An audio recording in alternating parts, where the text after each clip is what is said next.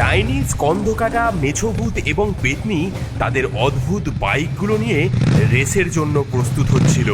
তারপর সে এক ঘুটঘুটে অমাবস্যার রাত। ভাঙা শিব মন্দিরের পাশের প্রাচীন বটতলাটা আজ ভূতেদের কলরবে গম গম করছে, যেন ভূতেদের চাঁদের হাট বসেছে। আর সেই হট্টগোলের কারণ হলো বছরের সেরা ভুতুড়ে বাইক রেস। এই যে আসুন আসুন, গরম গরম ফুলুরি বেগুনি একেবারে খাটে ভূতের তেলে ভাজা। আসুন আসুন, রেস দেখবেন আর মুখে কিছু দেবেন না, তা কি হয়? আসুন আসুন, তাড়াতাড়ি আসুন। আমি তো আমার জমানো সব টাকা করি পেতনির নামেই লাগালাম। কি তার রূপ আর কি তার নিঃশব্দে চলার ভঙ্গি! বাহ, ওকে ধরা কারো কম্য নয়। ধুর বোকা, রূপ দিয়ে কি আর রেস জেতা যায়? শক্তি লাগে শক্তি। বাজি লাগাতে হলে লাগা স্কন্ধকাটার উপর। কি প্রকাণ্ড বাইক! আর দেখ কি গায়ের জোর! এক ধাক্কায় সবকটাকে উড়িয়ে দেবে। তোরা কিছুই বুঝিস না, আসল খেলোয়াড় হলো নোলক ডাইনি। বয়স হয়েছে বটে, কিন্তু বুদ্ধিতে সবার কান কাটবে। দেখিস ওই জিতবে। এই সব কিছুর সাক্ষী এক মানব সন্তান, অসীম সাহসী হাবু। সে চুপি চুপি বাড়ি থেকে পালিয়ে এসেছে এই অদ্ভুত রেস দেখবে বলে। আম গাছের সবচেয়ে উঁচু ডালে ঘন পাতার আড়ালে লুকিয়ে সে বসে আছে। তার ছোট্ট বুকটা ভয়, উত্তেজনা আর রোমাঞ্চের এক অদ্ভুত মিশ্রণে ধুকপুক ধুকপুক করছে। স্টার্টিং লাইনে 4 জন প্রতিযোগী দাঁড়িয়ে আছে। প্রত্যেকেই নিজের বাইকে আস্ফালনে ব্যস্ত। সবার সামনে নোলক ডাইনি। তার ছাটা এক্সপ্রেসের ইঞ্জিন থেকে ভটর ভটর করে শব্দের সাথে ধোঁয়া বেরোচ্ছে। তার ঠিক পাশেই স্কন্ধকাটা। তার কঙ্কাল কিংয়ের উপর বসে এমনভাবে বুক ফোলাচ্ছে যেন সে এখনই জিতে গেছে।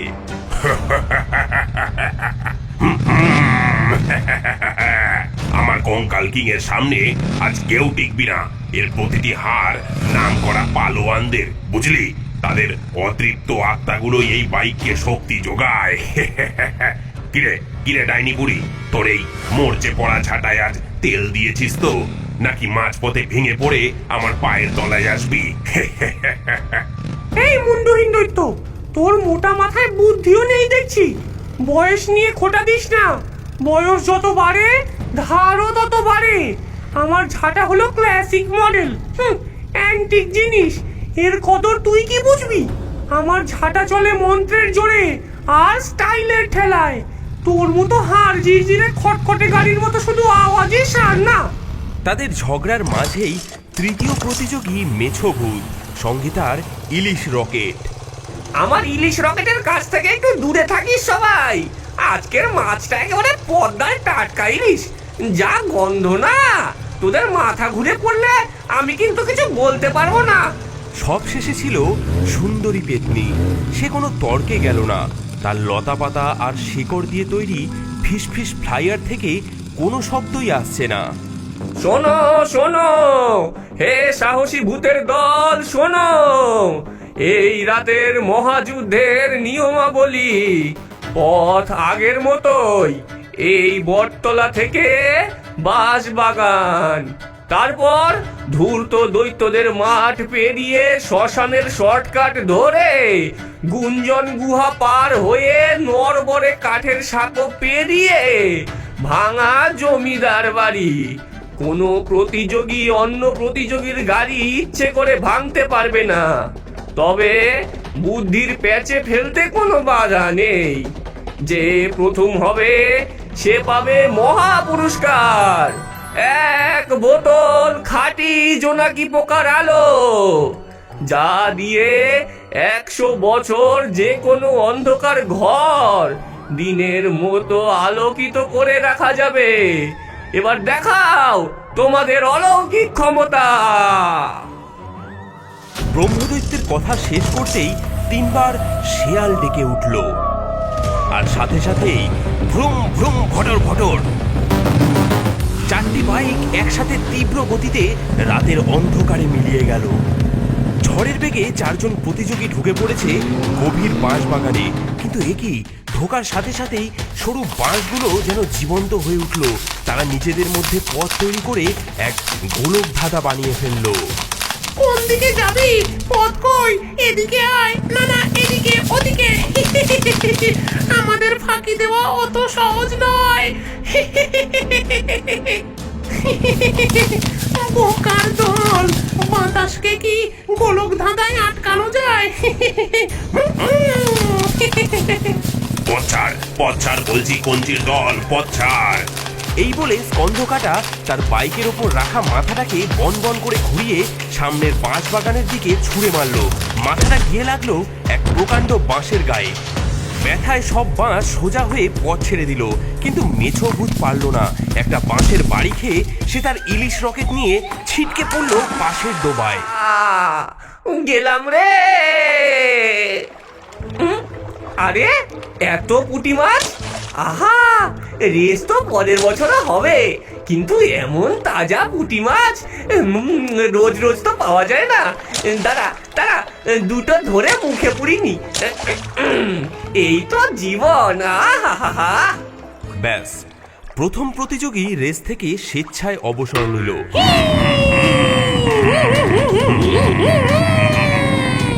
বাঁশবাগান পেরিয়ে বাকি তিনজন এসে পড়ল এক বিশাল ফাঁকা মাঠে। মাঠটা চাঁদের আলোয় অদ্ভুত দেখাচ্ছে। এটাই ধূর্ত দৈত্যদের মাঠ। এখানে বাস করে একদল বেটে নাদুস নুদুস দৈত্য, যারা খুব আমোদপ্রিয় এবং চালাক। তারা প্রতিযোগীদের দেখে আনন্দে হাততালি দিতে লাগলো।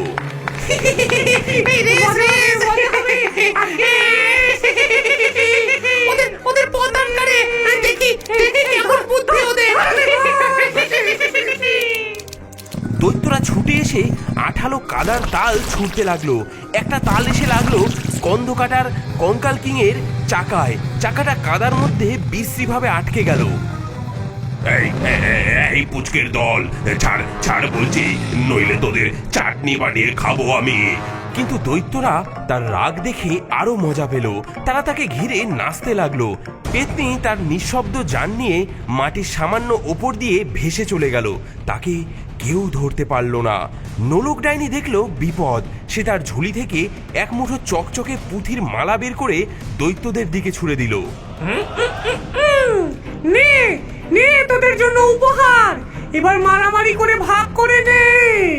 চকচকে মালা দেখে দৈত্যরা কাঁদা ছোড়া ভুলে সেদিকেই ছুটল। এই সুযোগে নোলক ডাইনি তার আটকে থাকা প্রতিদ্বন্দ্বীকে পাশ কাটিয়ে বেরিয়ে গেল। একটু পরে স্কন্ধকাটা কাদা থেকে চাকা ছাড়িয়ে রাগে গজগজ করতে করতে আবার রেসে ফিরল।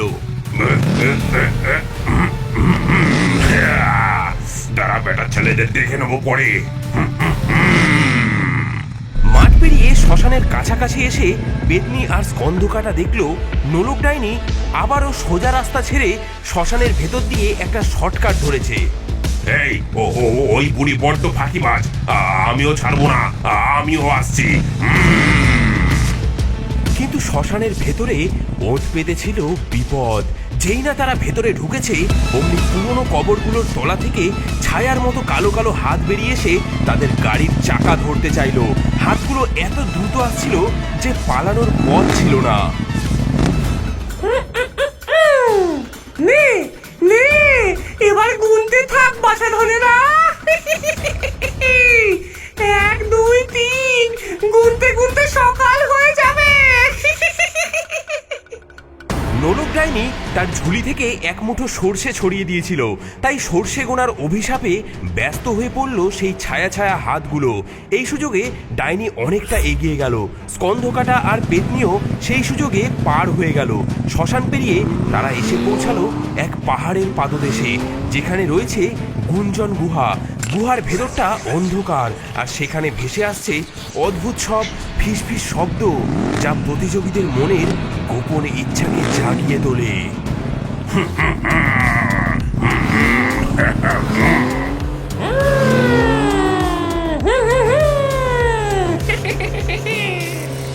এদিকে আয় স্কন্ধ কাটা। এই গুহার শেষে তোর জন্য রাখা আছে এক বীর যোদ্ধার মাথা। তোর আর এই ছেঁড়া মাথা বগলে বইতে হবে না।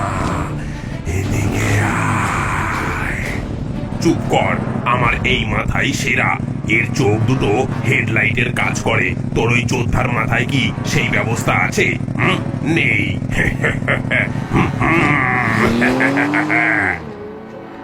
সুন্দরী পেতনি, এই এই রেসে দৌড়া দৌড়ি কেন?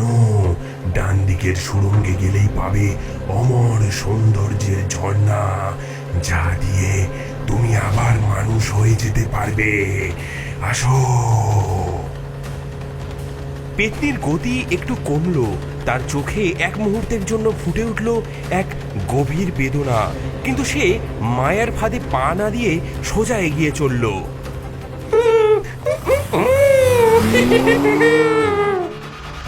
নোলক ডাইনি, তোর ঝাঁটার চেয়েও শক্তিশালী মহাবিশ্বের শ্রেষ্ঠ জাদুর কাঠি আছে বাম দিকের রাস্তায়। আয় আয়। ধ্যাৎ, আমার এই ঝাঁটাই আমার গর্ব। তোদের মতো ফাঁপা আওয়াজকে আমি ভয় পাই না। সে তার কুমড়োর ইঞ্জিন থেকে এক ঝটকায় এত ধোঁয়া ছাড়লো যে গুঞ্জনগুলোর কাশির চোটে কিছুক্ষণের জন্য চুপ হয়ে গেল।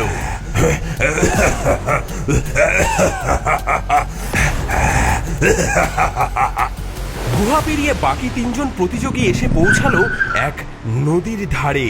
নদী পেরোনোর জন্য ভরসা শুধু একটিমাত্র পুরনো নড়বড়ে কাঠের সাঁকো। সাঁকোর তলার জল থেকে কেমন সবুজ আভা বেরোচ্ছে।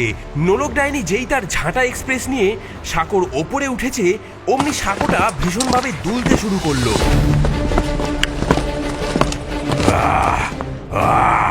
কার এত বড় বুকের পাটা? আমার ঘুমের 12টা বাজালি। দাঁড়া, তোদের সব কটাকে আজ জলের তলায় চোবাবো। দেখা গেল জলের ভেতর থেকে দুটো বিশাল শ্যাওলা ধরা সবুজ হাত বেরিয়ে এসে সাঁকোর খুঁটি দুটো ধরে নাড়াচ্ছে এক ভয়ঙ্কর জলপিশাচ।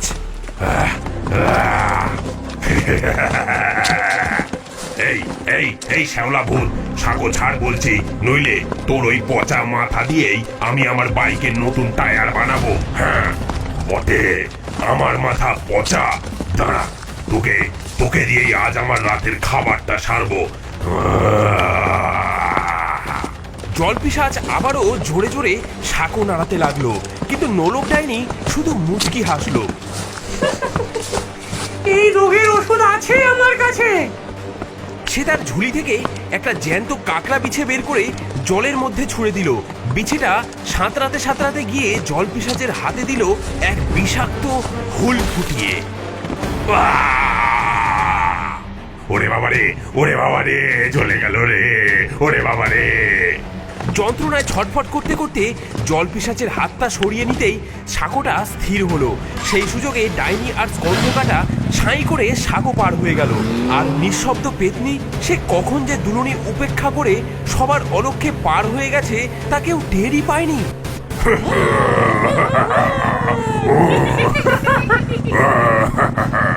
ভাঙা জমিদার বাড়ি আর মাত্র কয়েকশো হাত দূরে। ফিনিশ লাইন দেখা যাচ্ছে। এবার লড়াই তিনজনের। নিঃশব্দে সবার আগে চলেছে পেতনি, আর পেছনে গর্জন করতে করতে চলেছে স্কন্ধকাটা, আর তার একটু পেছনেই নোলক ডাইনি। পেতনি, পেতনি, আজ তোর ফিসফিসানি বন্ধ হবে। আমার কঙ্কাল কিং তোকে আজ হারিয়েই ছাড়বে।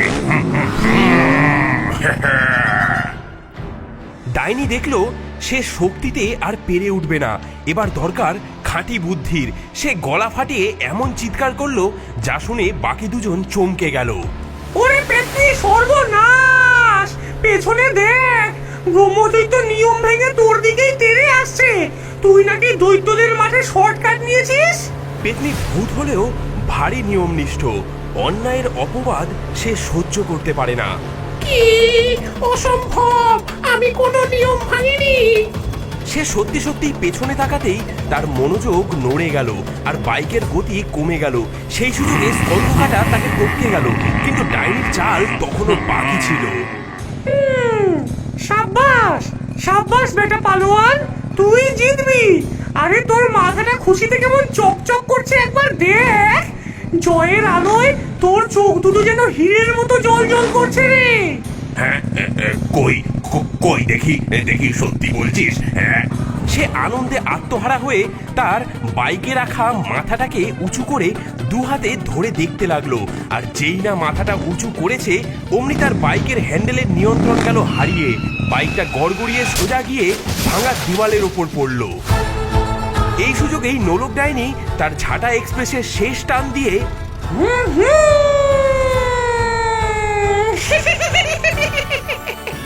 এক বিজয়ের হাসি হেসে সবার আগে জমিদার বাড়ির মাথায় রাখা ফিনিশিং লাইনের লাল ফিতেটা ছিঁড়ে ফেলল। ব্রহ্মদৈত্য বিজয়ী নোলক ডাইনির হাতে জোনাকি পোকার আলোর বোতল তুলে দিলেন। হে হে হে, আমি রাতের রানী। শক্তি দিয়ে সব হয় না, বুদ্ধি যার মুলুক তার। নিজের বোকামির জন্যই আজ আমি হেরে গেলাম। বেইমানি বেইমানি, সব সব চালাকি। ওই ডাইনি একটা ধরিবাজ। দাঁড়া, পরের রেসে তোকে আমি দেখে নেব। হ্যাঁ। ঠিক তখনই ডোবার দিক থেকে হেঁটে হেঁটে এলো মেছো ভূত। তার মুখে তখনও পুঁটি মাছের লেজ লেগে আছে। কি রে, তোরা এখানে? রেস শেষ নাকি? কে জিতলো রে? যাকে কে জিতলো তাতে কি, তোরা খাবি নাকি দুটো পুঁটি মাছ ভাজা?